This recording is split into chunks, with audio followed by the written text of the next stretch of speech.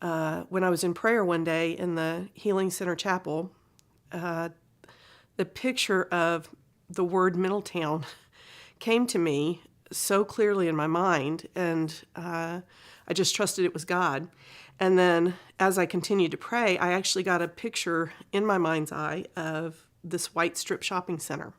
And fast forward, we actually moved a couple of months later into Monroe. And one day we were driving around Monroe when we didn't realize how close we were to Middletown. And as we drove past, I actually saw the strip shopping center that the Danbury is in. And I thought, oh, that's it. And it was announced in October or a little bit later that that's where Vineyard was going to be, was at that Danbury. And so for us at that time, it was like, wow, now our church is going to be in our backyard. And personally, it was confirmation. I think we first heard about it in the large church, like during one of the celebrations. And to be perfectly honest, my wife Mary was the one who said, we've got to do that. I just never thought I'd leave. The only drawback was, sitting in a crowd of 6,000 of your closest friends. And I knew when things happened in my life, family tragedies or this or that, I would sit there and nobody knew it. To come up to the Danbury where you're starting off fresh with a small handful of people and growing slowly so that you know everybody there, it's like the best of both worlds. The first meeting we had a leadership team, we didn't even know what it was. We didn't know we were leaders. We just kind of showed up and it was like, oh, we're the leaders. We're the leadership team. Huh. Well, it was fun and exciting because I really didn't know what it was going to look like. It was different. It was going to be in a movie theater, and how are we going to set all this up? How do we set up all the sound equipment, take it all apart?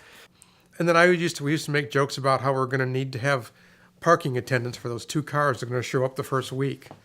I think I remember one of the days that we prayed out at Kid Coffee, and just getting a sense of, as we prayed for Middletown, that was, oh, yeah, this feels good.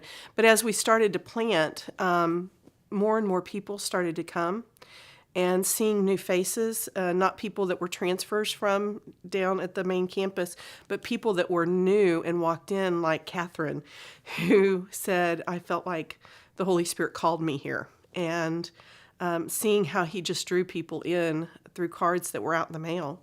So it was just a confirmation for me that it was a place that people could come that was different from the churches that were already here. More than 2 cars showed up. That was good. We were happy with that. The way the whole team worked together, and you really got a feeling right from the start that we were there not to have a church, but there to serve Middletown.